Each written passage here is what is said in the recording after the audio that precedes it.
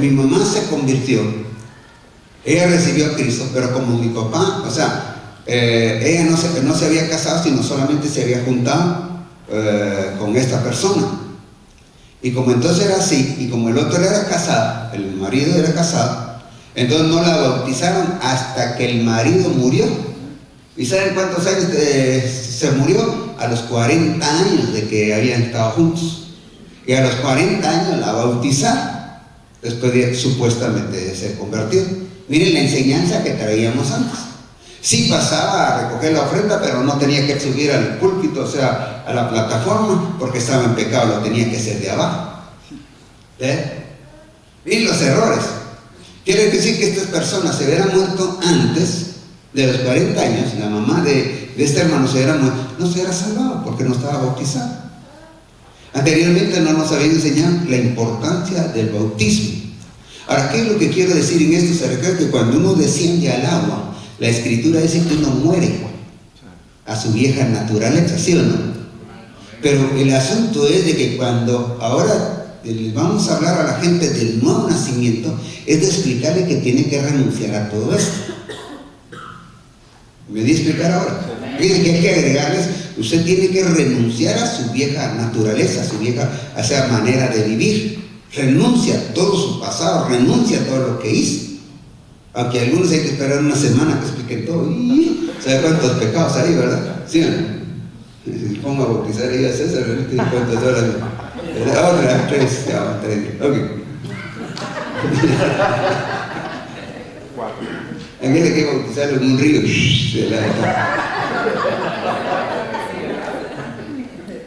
Tiene que ser de aquellos fuertes ríos, ¿no? Que es cansado. Para que sea de todos los pecados, porque si no se van a quedar ahí en las piedras. No, está bien. No, pero eso es lo que tenemos que enseñarle a la gente. La gente solo recibe a Jesucristo, pero no, o sea, nos han enseñado, y es cierto, que la sangre de Jesucristo nos limpia de todo pecado, es cierto. Pero ¿qué dice? Ahí dice que si confesamos nuestros pecados, Él es fiel y justo para perdonar. Y la sangre de Jesucristo, su Hijo, nos limpia de todo pecado. ¿Sí o no?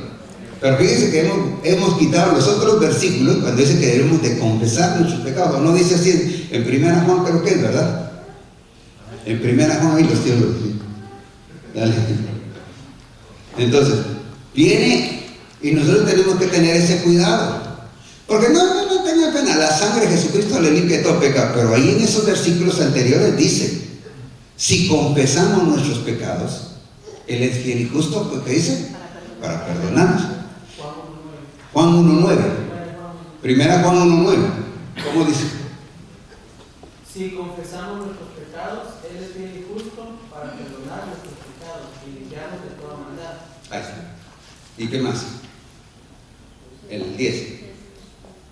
Si decimos que no hemos pecado, le hacemos a Él mentiroso y su plan no está en nosotros. Sí. Hasta ahí. Pero donde habla de la sangre de Cristo. Pero tenemos que confesar nuestros pecados, ¿sí o no? Y eso es lo que no se le ha enseñado a la gente. A la gente no se le ha enseñado que confesar. Ahora, lo hemos entendido mal porque a veces lo que hacemos es confesarle a la otra persona. Y no es confesarle a la otra persona, sino es confesarle a Dios. ¿Ya? Esto es lo que tenemos que hacer.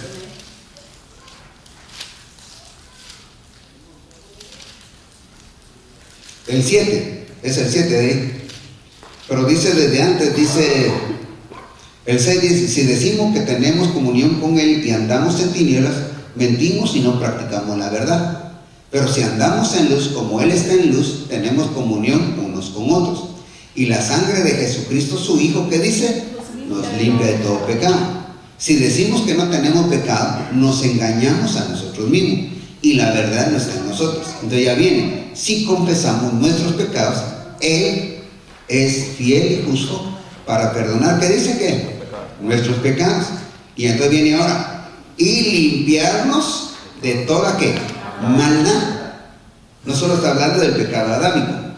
¿Ya? Entonces, luego dice el 10, si decimos que no hemos pecado, lo hacemos al mentiroso y su palabra que dice, no está en nosotros. Pero habla de confesión o no habla de confesión. Entonces debemos de confesar nuestros pecados. ¿Ya? Muy bien, sigamos aquí. Cuando hemos cometido adulterio, no hemos pedido perdón, estábamos ahí, ¿verdad? Este demonio pasará a operar en la simiente causándole los mismos problemas. De ahí que en la familia donde este espíritu opera, tanto el padre o la madre como los hijos han cometido el mismo hecho dentro de su matrimonio, porque esta maldición continúa en la línea sanguínea mientras no se cierra esa puerta en ese espíritu que dice de adulterio.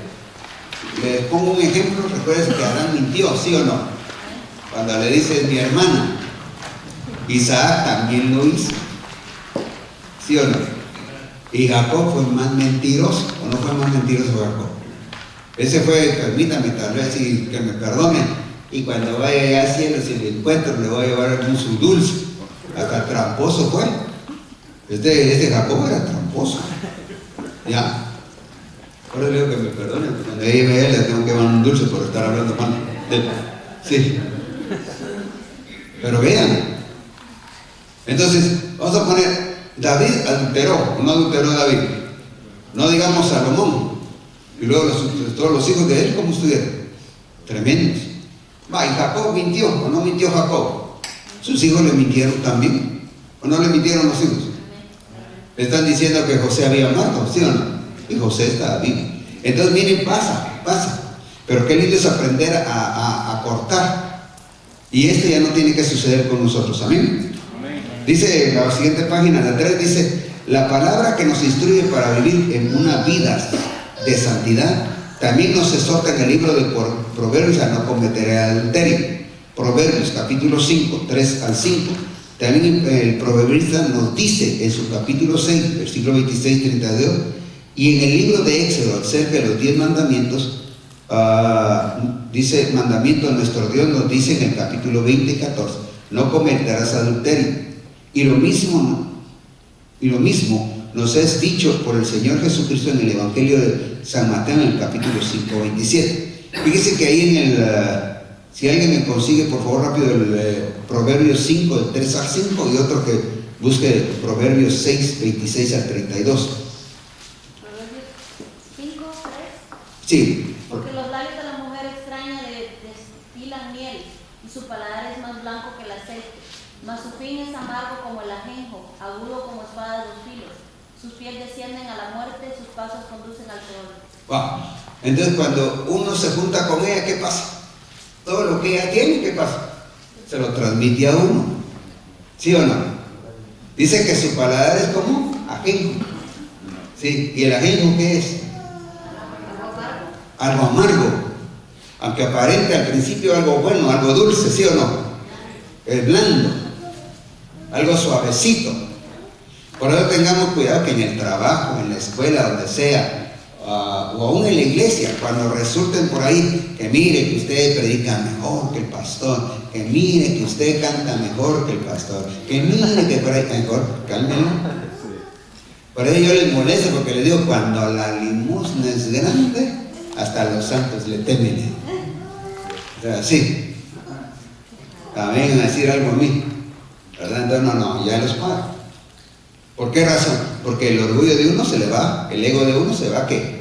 Levantando, ¿ya? Y entonces ahí es donde debemos tener mucho cuidado, porque a veces hay personas que se lo dicen a uno sinceramente, porque no van a decir que todos lo están diciendo con doble sentido, pero hay personas que están entrando de una manera muy diferente. Tenemos que tener mucho cuidado la astucia del enemigo. ¿Estamos claros? El capítulo 6. Pues la ramera va tras un pedazo de pan, pero la adúltera va tras el hombre que vale. ¿Puede alguien echarse brasas en el pecho sin quemarse la ropa? ¿Puede alguien caminar sobre las brasas sin quemarse los pies? Pues tampoco quien se acueste con la mujer ajena puede tocarla y quedar impune. No se desprecia al ladrón que roba para mitigar su hambre, pero si lo atrapan deberá devolver 7 tantos lo robado, aun cuando eso le cueste todas sus posesiones. Pero el que comete adulterio le faltan sesos.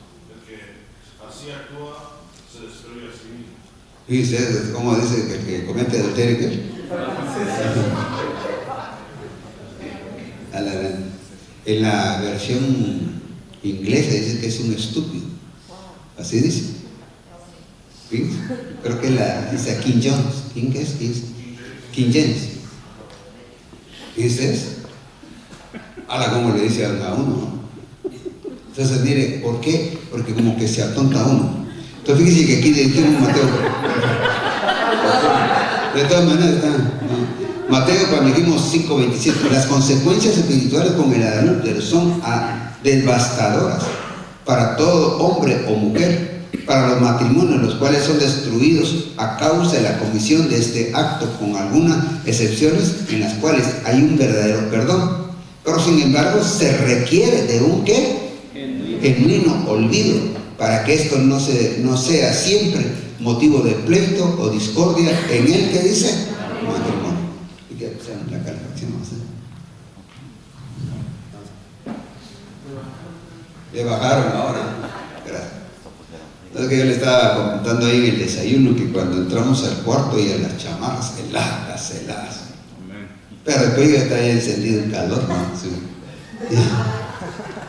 Ya, me tuve que destapar porque ya había mucho calor. No, es que las chamarras eran dobles, entonces digo, ya. Bueno, ya que ustedes se ríen. Bueno. Igual te pasó a gustar.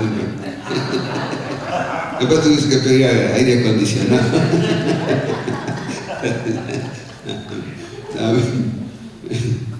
¿Por qué? Por el ejercicio que haces entre el calor. Muy bien.